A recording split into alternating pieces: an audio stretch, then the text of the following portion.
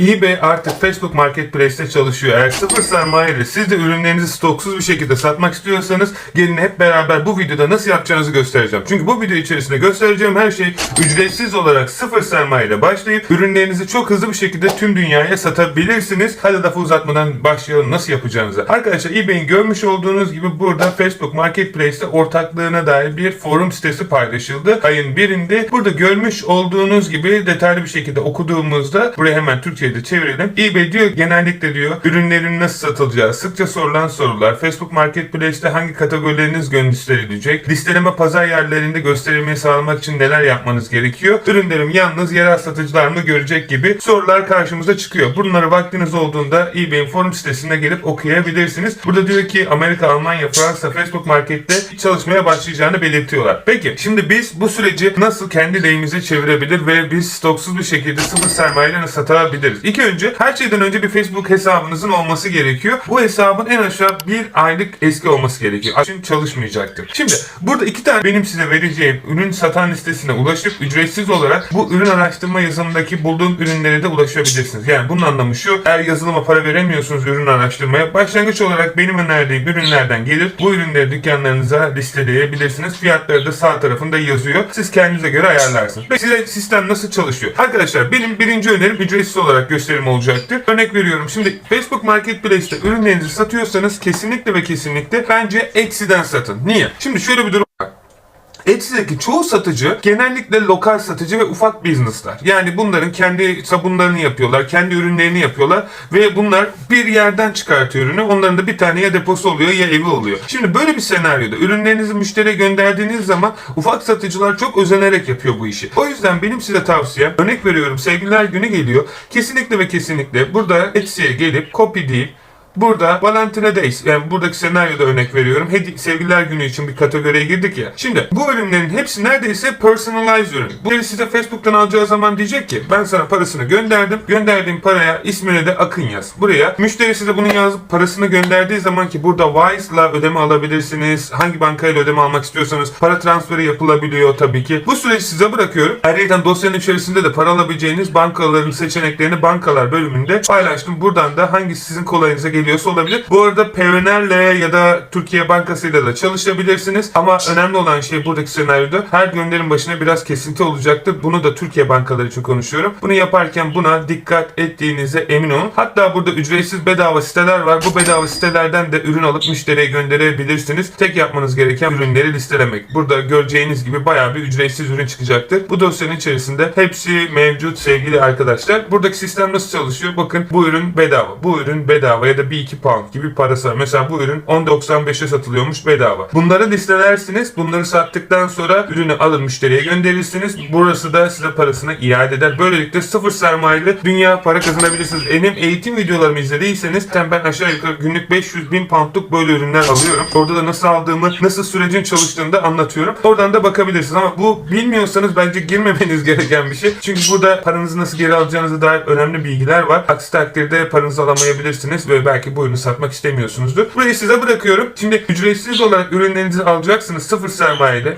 Bu şekilde oluyor. Ama biraz daha para vererek yapacaksanız benim size tavsiyem. Şimdi personalized ürünler çok iyi satıyor. Senaryoda ekonomi sistemi çok çalışıyor. Bakın ufak bir hikaye anlatayım sizlere. Burada örnek veriyorum. Bizim sürekli evlilik tekliflerinde vermiş olduğumuz bir Tektaş vardı. Tektaş'ın hikayesi aslında 1900 zamanlarda bu pırlanta sektörü çok aşağıya düşüyor. İnanılmaz derecede satışları oluyor ve büyük film firmalarına diyorlar ki siz bunu kadınlara bir evlenme teklif ederken özel bir ikonik hale getirin ve ondan sonra şu an dünyanın ikonu oldu. Yani evlenme teklif ediyorsanız yüzük almak zorundasınız. Yani bu tabii ki zorundalık işin kısmı ama insanlar bunu onunla bağdaştırdı. Ve ne oldu? Kendine özel hissetti. Ve ne oldu? Arka tarafta pırlanta satanların hepsi dünyanın en zengin insanları oldu. Yani bu demek istediğim tamamen hani ne kadar şey de olsa insanlar bunu seviyor. Ve bizim işimiz burada para kazanıp kendi ekonomik özgürlüğümüzü kazanmaksa onlara istediğini vermemiz gerekiyor en güzel şekilde. Şimdi Şimdi ben buraya geliyorum. Burada arkadaşlar ücretsiz olarak yapmanız gereken şey buradaki fotoğrafları indireceksiniz bilgisayarınıza sağ tıklayarak ve Facebook Marketplace'e gelip yükleyeceksiniz. Açıklamasını alacaksınız, yükleyeceksiniz. Ayrıca de şuraya yazmanız gerekiyor. Açıklamaya ne istiyorsanız yazın. Sonra süreç nasıl çalışıyor? Müşteri size diyecek ki Facebook'tan ben bu ürünü almak istiyorum. Tamam, şu hesabı şu kadar para gönderin ve ben de size ürününüzü şu tarihte göndereyim. Ama her şeyden önce bunu yaparken buradaki satıcının ne kadar bir süre içerisinde gönderdiğini ve ayrıca de ürünü nereden çıkardığına emin olun. Burada bakın her bilgisi yazıyor. Diyor ki eğer sipariş verirse ayın 14'ü ile 15'inde arasında ulaşır. Return kabul edilmiyor. Müşteri eğer sorarsa return'ün kabul edip çünkü sonuçta üstüne adını yazdırdı değil mi? Bunu kime satabilirsiniz? Ve ürünün kargo parası da 2.95 olduğunu unutmayın. Ve ürün çıkış adresi de İngiltere. Yani İngiltere satıyorsanız bunlara dikkat edin. Ve 2.95'i de kargonun fiyatınızın üzerine ekleyin. Şimdi ben nasıl yapacağınızı göstereceğim. Ama her şeyden önce bu videonun sponsoru Akın Baba değil Turkolist'te. Turkolist'te sizlere arkadaşlar ürünlerinizi çeşitli marketlerde sınırsız olarak listelemenizi sağlayan bir yapay zeka yazılımı. Nasıl çalışıyor? Gerek eBay, gerek Amazon, gerek diğer marketlere bir saniye içerisinde ürünlerinizi otomatik olarak yüklemenizi sağlayan bir inanılmaz derecede her şeyden de önemlisi sınırsız bir şekilde istediğiniz kadar hesabınıza yükleyebilir sistem. Ve böylelikle 10 tane Facebook hesabınız varsa 10 tane program almanız gereken yerde bir tanesini alarak sınırsız bir şekilde yükleyebiliyorsunuz. Temu, AliExpress gibi platformlarda sistem çalışıyordu ta ki onlar platformlarını güncelleyene kadar. Şu an burada çalışmıyor. Altta yazmasına rağmen benim sistemde güncellemem gerekiyor. Bu da aklınızın bir köşesinde çalıştığınızda sistem çalışmayacaktır. Eğer Temu'dan daha önceden çalışıyorduk ama Temu çok yakın bir zamanda sitesini güncelledi ve o yüzden bakın burada butonlar geliyor ama bastığınız zaman sizi Facebook'a yönlendirmiyor ya da eBay'e ya da Edgeby'te ya da Etsy'ye. Bu arada bu sistem eBay'de de ürün listelemenizi sağlıyor ama bugün konumuz bu değil. Bugün konumuz şu. Şimdi ben Valentina Days ürünü buldum ve ben bunu hem eBay'de satmak istiyorum. Gelirimi ikiye katlayacağım. Bunu nasıl yapacağım? Şimdi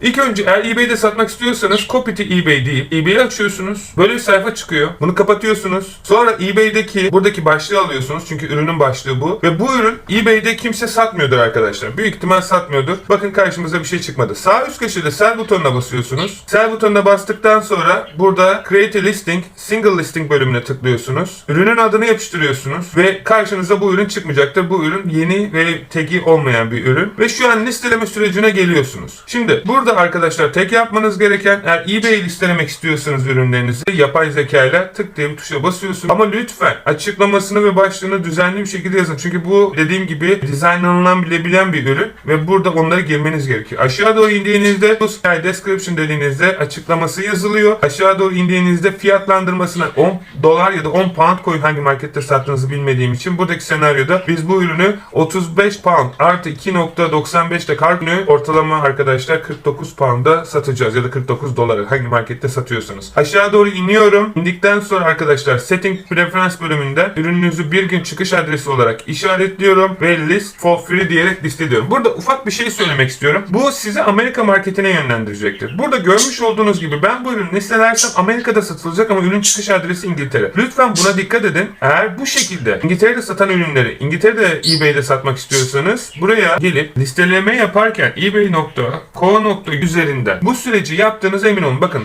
benim şu an ebay.co.uk buradan tekrar geliyorum hesabıma. Sell bölümüne basıyorum. Sell bölümüne bastıktan sonra create listing bölümünden single listing'e geliyorum. Single listing bölümünden ürünün adını yazıyorum. Adını yazdıktan sonra buradan kategorisini vesairesini seçiyorsunuz. Doğru olduğuna emin olun. Without box diyorum. Tabi cismi ve modeli neyse onu siz kendinize göre ayarlarsınız. Ve şimdi buradan yüklemem lazım. Çünkü bazen herkes com'dan yüklüyor ama UK'de satıyor. Bu yüzden hesaplarda sorun yaşanmasın diye sadece sizi uyardım. Yazılım sizi com'a atacaktır. Siz co.uk'den sattığınıza eminim. Bakın şu an eminim. Fotoğraflar da geldi. Yine açıklamalarını yaptık. List with the place biz diyerek eBay'de sattık. Fakat neden bunu 2 katına çıkarmayalım? Nasıl mı? Şimdi burada zaten satan bir ürün bulduk değil mi? Örnek veriyorum. Buradaki senaryoda bizim satmak istediğimiz ürün bu. Biz bunu neden Facebook Market'te de satmayalım? Tek yapmamız gereken copy to Facebook butonuna basıyoruz. Facebook hesabınız açılıyor. Marketplace'te satış yapmaya izniniz olduğuna emin olmanız gerekiyor. Eğer zaten otomatik olarak bir şey yapmıyorsanız Marketplace açılacaktır. Post data diyorum. Post data dedikten sonra yine bütün fotoğraflar, açıklama profesyonel bir şekilde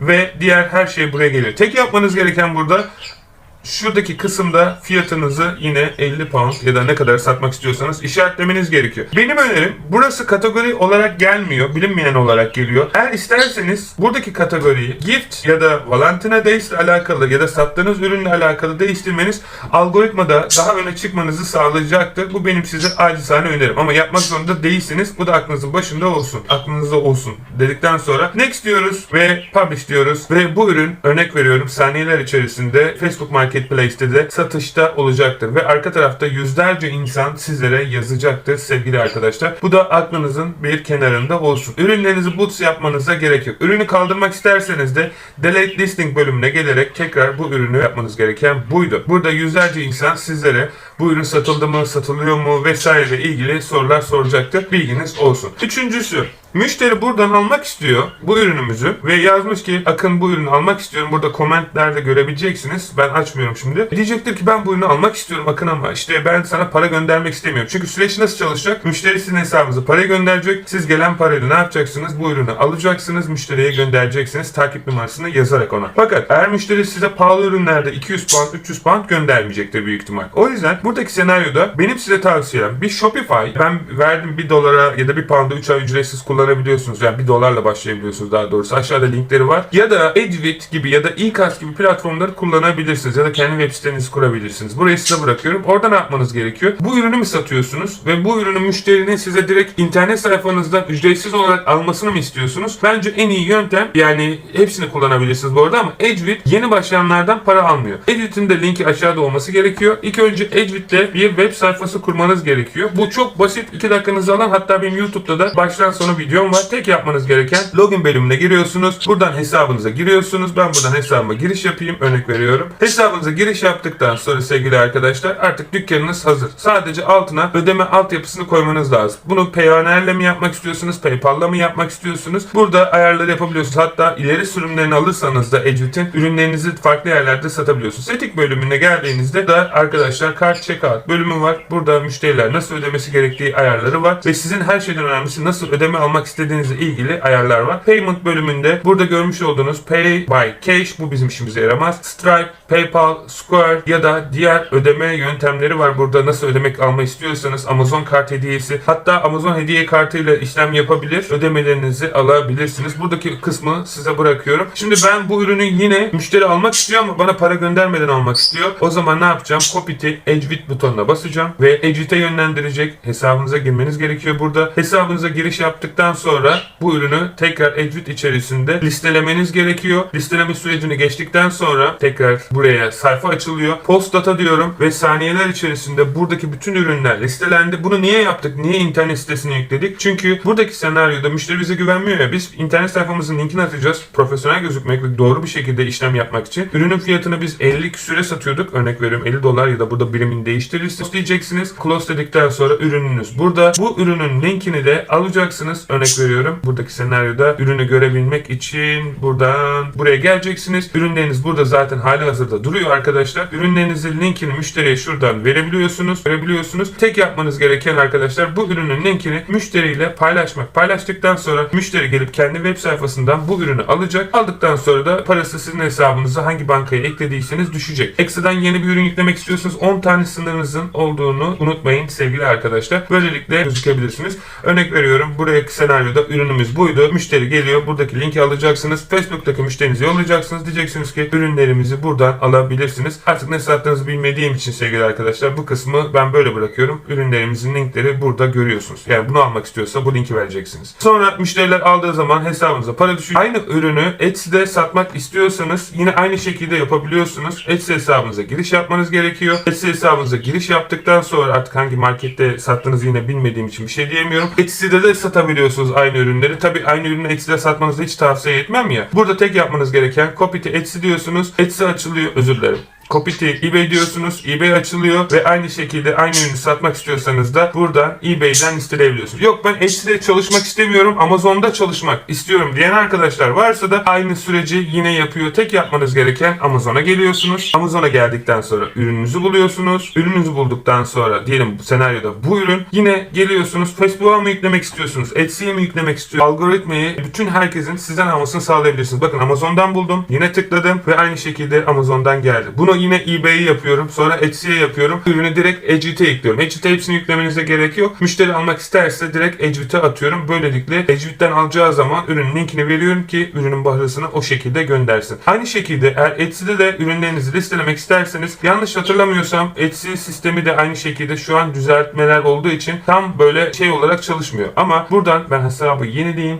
Listing bölümüne geliyorsunuz. Listing bölümüne geldikten sonra da Add New Listing bölümüne geliyorsunuz. Burada size sormuş olduğu ürünler var. Ürün fizikal mı? Siz mi yaptınız? Ya da another company mi? Ürün bitmiş bir ürün mü? Ne zaman yapıldı? Ve her şey tamamsa buradaki senaryoda ben kendimi seçiyorum ve Save'e tıklıyorum. Done diyorum ve burada link çıkıyor. Hesabınıza da düşüyor sevgili arkadaşlar. Ama tekrar dediğim gibi Etsy'de güncelleme olduğu için şu an büyük ihtimal Etsy'de link çalışmayacak. Şu an çünkü bende çıkmadı. Bunu da yeniden güncelleteyim ve böylelikle Etsy'de ürünlerinizi sınırsız şekilde yükleyin. Yani Etsy'de dropshipping yapmanızı önermiyorum ama dijital ürünleri drop yaparak satabilirsiniz. eBay'den, Amazon'dan ya da farklı platformlardan. Peki siz ne düşünüyorsunuz eBay'in yeni yapmış olduğu Facebook Market dropshipping sistemini? Ve dediğim gibi bu yazılım arkadaşlar sınırsız şekilde ürün listelemenizi sağlıyor. Hem eBay, Amazon'a hem de diğer platformlara. Buradaki senaryoda önemli olan şey sınırsız ürün yüklemekten daha çok yeni başlayıp belirli bir bütçeniz varsa gerçekten sizin için biçilmiş bir kaptan. O yüzden yaptık zaten. Ve bu şekilde çalışabilirsiniz. Dediğim gibi bazı yerler ne yazık ki henüz platformlar kendini yediği için çalışmıyor. Ama onları da ilerleyen zamanlarda yapay zeka ile ekleyeceğim. Ve son olarak da yapmış olduğunuz ve listelemiş olduğunuz ürünleri dashboard kısmına geldikten sonra prodük bölümünden görebilir. Eğer ürünleriniz satılırsa da buradan ürünlerin linklerine ulaşarak sevgili arkadaşlar direkt nokta atışı ürünlere ulaşarak burada siparişlerinizi, burada diğer bilgilerinizi daha detaylı olarak görebiliyorsunuz. Umarım faydalı olmuştur. Bundan sonraki videolarda yorumlarınız varsa hepsini aşağıda linkleri paylaşacağım. Oradan da ulaşabilirsiniz. Ta ki o zamana kadar da kendinize iyi bakın. Hoşçakalın.